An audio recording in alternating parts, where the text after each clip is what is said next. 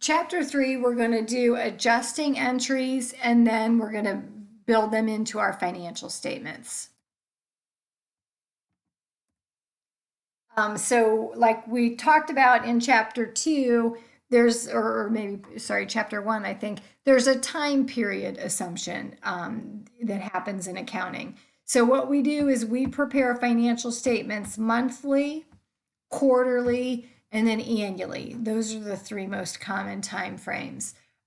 So we'll have income statements for the month, income statements for the quarter, income statements for the year, and then the same thing with the balance sheet and the statement of retained earnings. Now, where this gets a little bit confusing is when we follow generally accepted accounting principles, cash basis is not GAAP.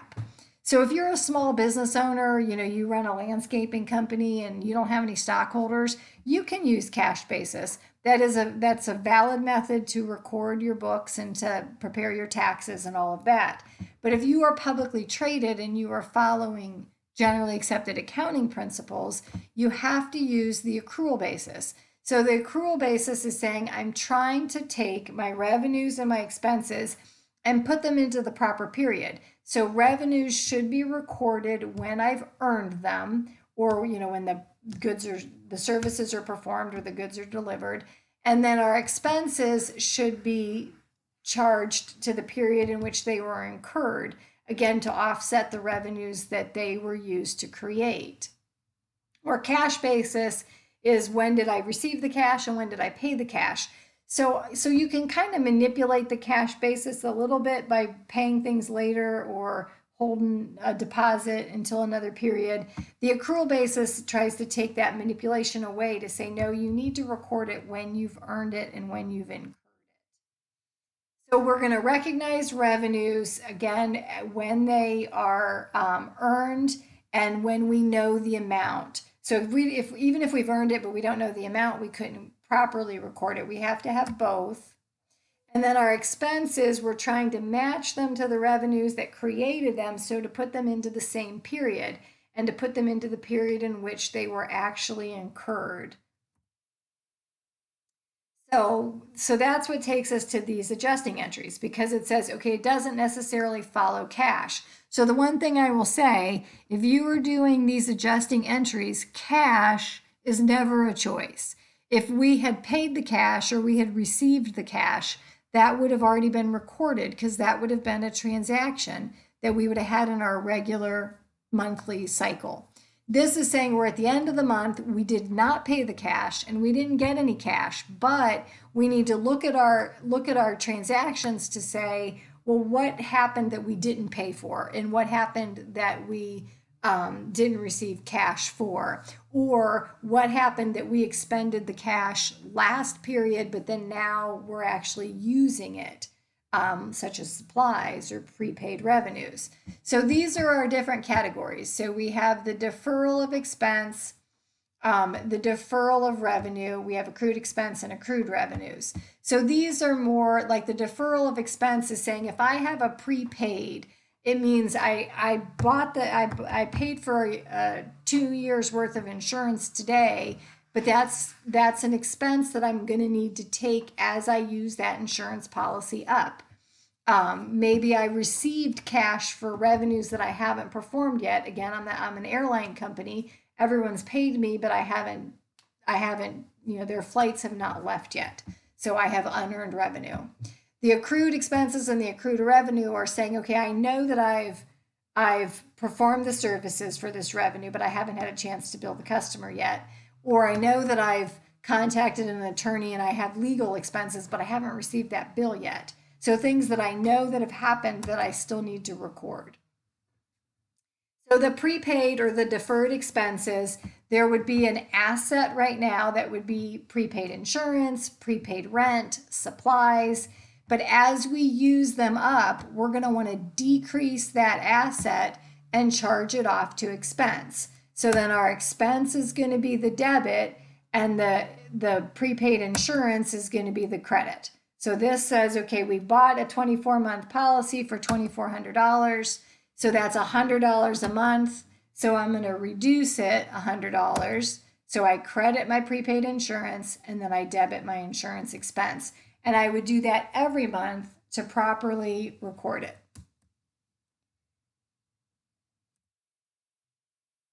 And again, here it kind of shows you a couple different slides of this. That would be the actual journal entry, the adjusting entry we would make. And then it shows you how it adjusts the two ledger accounts. Okay, then say we have supplies. So we purchased $9,720 of supplies, and we at the end of the month we go out and count them, and all we have left is $8,670. So then we know we've used some of those supplies up.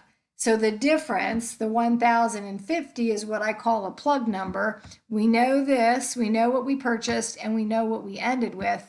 The difference has to be what we used up. And then we're going to prepare a journal entry that debits supplies expense and credits supplies. So again, we're reducing an asset and charging it off to expense.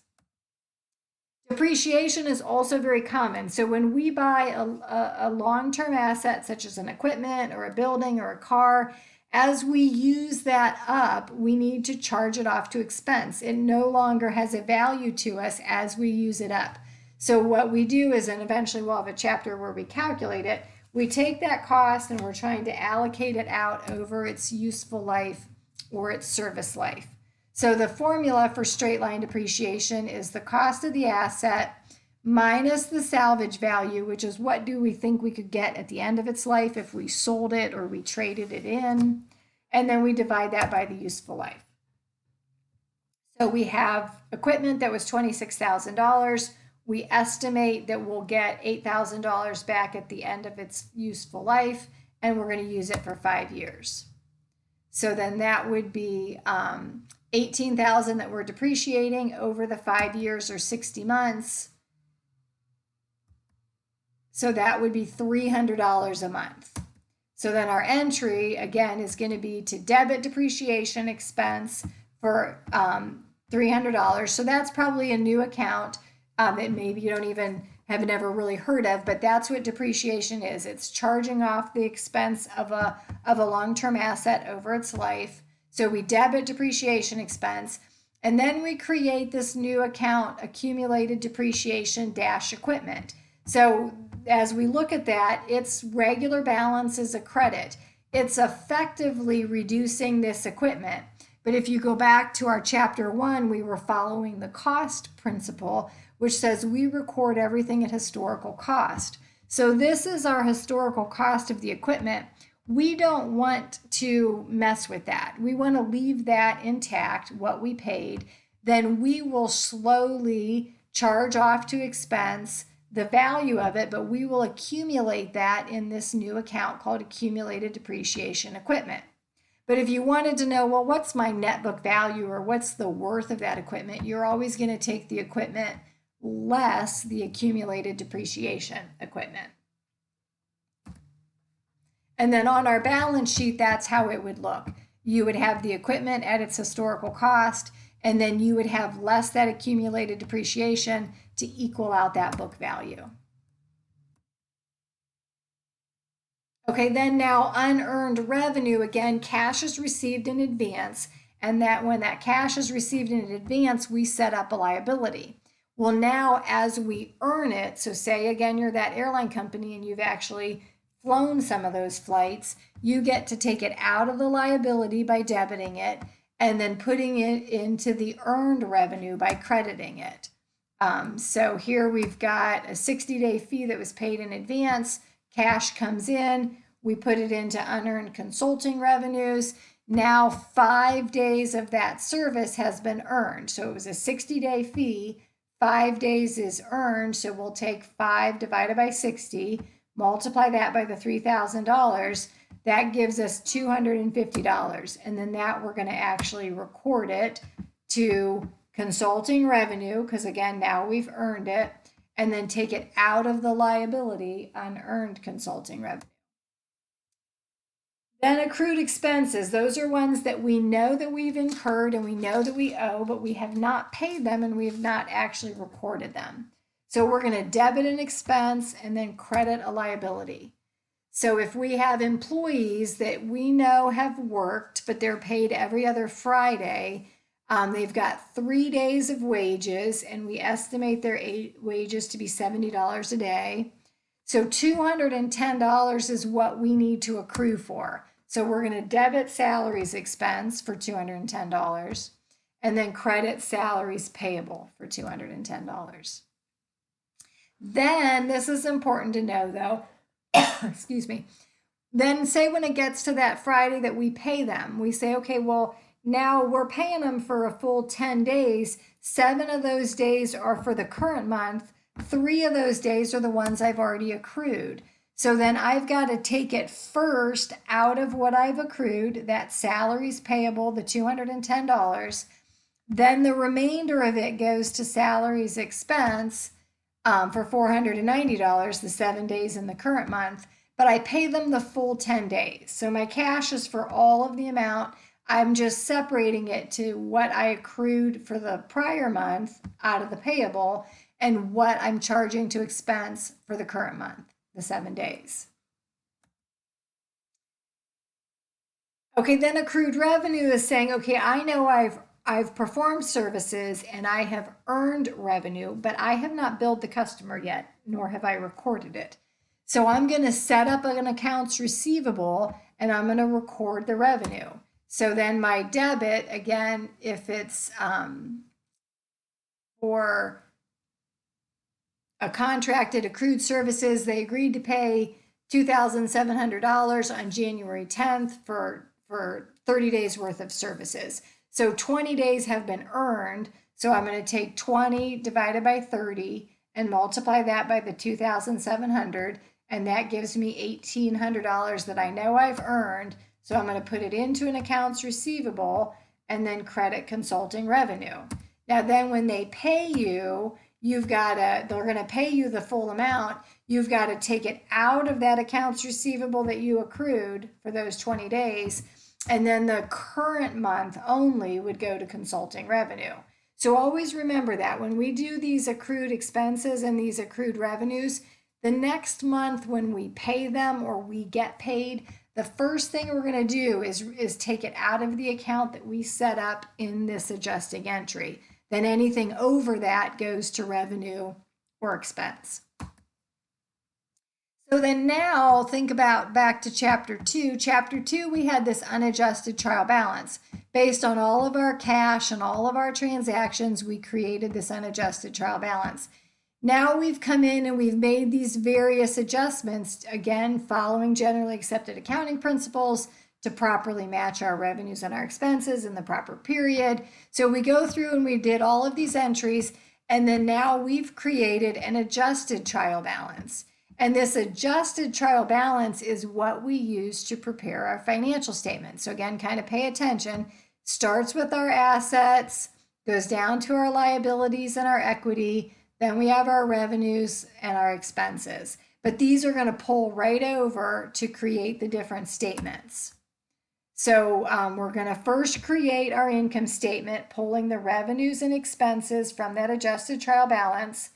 Then the second step is we prepare our statement of retained earnings, where again, we're going to take this net income from our income statement, roll that down into that statement. Then we're going to prepare our balance sheet, where again, the ending balance on the statement of retained earnings is going to roll into that balance sheet. And again, we'll later on, chapter 12, we'll do the cash flow statement. So this is very important. Again, so you need to kind of, and it's very small, but maybe print this out and kind of have this in front of you as you're working on your homework and your test. But this is our adjusted trial balance, and then you can see how they're using these numbers to create these statements. So the revenues and the expenses, all these little red arrows are showing you, okay, those go into our income statement. List them out here to the left, carry the totals over to the right. Same with our expenses. And then it's our revenues less our expenses gives us net income. And then net income is going to roll down into our statement of retained earnings. It's a new company, so there's no beginning balance, but we add our net income, subtract out our dividends. Again, our dividends come right from our adjusted trial balance, and that gives us an ending balance. Then that ending balance is going to go right into our balance sheet. Now, the rest of the balance sheet again comes from our adjusted trial balance. So all of our assets go down into our asset section and we total those up. All of our liabilities go down into our liability section and we total those up. And then our common stock goes down into our equity section. And again, the retained earnings already came over from the statement of retained earnings. Then we can total all those up, and our double check is always, do our assets equal our liabilities plus our equity? And then if they don't, then you know you did something wrong, but this is always going to be the steps. So I would highly, highly recommend that you find this in the PowerPoint or in the textbook, print it out, and keep it in a very safe spot in your notebook so you can use it for your tests and your homework. Okay, then we're going to close the accounts. So, and this you'll have to again do on your test as well. So the first thing is, well, what accounts do I close? So obviously, or hopefully obviously, your balance sheet accounts you don't close, right? If you have cash in your checking account on December 31st, when the new year starts on January 1st, that cash is still in your checking account. If you have a truck in the parking lot on December 31st, on January 1st, that truck is still in the parking lot. If you have a truck loan and you owe the bank on December 31st, you still owe them on January 1st. So none of those balance sheet accounts close. They carry forward and they continue to exist. What does close is our revenues and our expenses. So think about yourself. If you have a job, at the end of the year, you get a W-2. Then on January 1st, when you start, when you get that first paycheck and you look at your year-to-date wages, they start with zero. They're just starting fresh every year.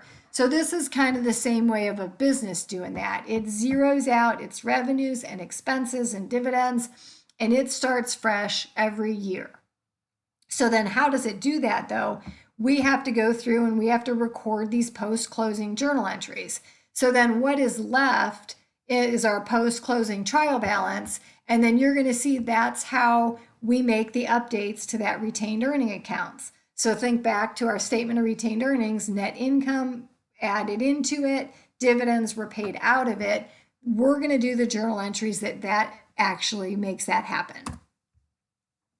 So again, temporary accounts, the ones that we close, are revenues, expenses, and dividends. And the revenue and expenses, they close into this income summary, which is like just a holding account. And then that income summary closes into retained earnings. All of our balance sheet accounts are permanent. They continue to exist from one year to the next. So then our closing entries, we have 4.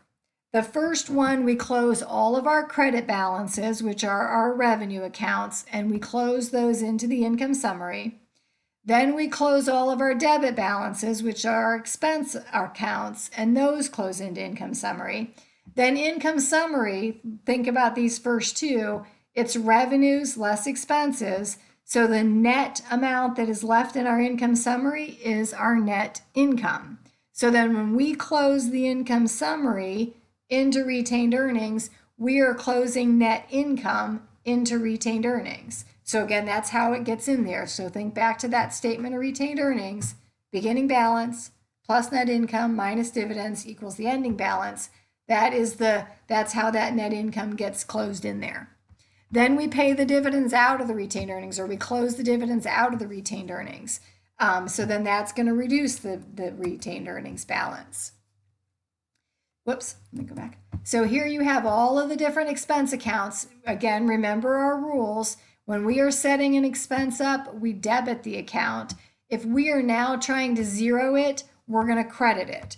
So we credit all of the expenses, and then the offsetting debit goes to the income summary. Our revenues, the balances, are our credit balance, and then now we're going to zero those out, so we're going to debit them, and then that credit goes to the income summary. Again, what's left in the income summary is our net income, revenues less expenses, and then that's going to close into our retained earnings balance. And then the dividends, we're going to close those out into retained earnings, and that reduces our retained earnings. So then this ending retained earnings balance, which we would also find on the statement of retained earnings, is going to go into the balance sheet then. And if we were to look at that post-closing trial balance, all that is left is our assets, less our liabilities and equity, and then again, that ending retained earnings balance. So then the full accounting cycle, again, is something that you do want to understand. And to be honest, that's what I have you do in Excel. Your Excel project is the full accounting cycle. You read a transaction, prepare the journal entry, post it into the T accounts, prepare the unadjusted trial balance, then do your adjusting entries and post those to the T accounts, and then create your adjusted trial balance. From that adjusted trial balance, you will create and prepare your 3 financial statements. Then you will close the revenues and the expenses and the dividends. Now, I don't have you do a post-closing trial balance on your Excel sheet. What I have you do instead is ratios. Ratios that you're going to pull right off of those financial statements. But it's pretty much the full accounting cycle that I'm testing. So again, as you start to work on your Excel project, think, okay, this is the full accounting cycle, and kind of look back through this to get your mind around what I'm asking you to do. Okay, then we get into the classified balance sheet. So initially we had our balance sheet, it was just our total assets, then equals our total liabilities and our total equity. When we get into the classified balance sheet, we're going to break it out into a little bit more detail. So what we do is we have current assets and long-term or non-current assets, and then we have current liabilities and then non-current or long-term liabilities. And really a lot of that goes to within the current year. So you're saying out of these assets, am I going to use these up within the current year? If not, then they're going to go into non-current. These current liabilities, am I going to pay them within the current year? If not, it goes into non-current. So again, look at this example, possibly print this out as well, just so you can see the different headings and how it's set up. But now you have assets, then you have a little subheading, current assets.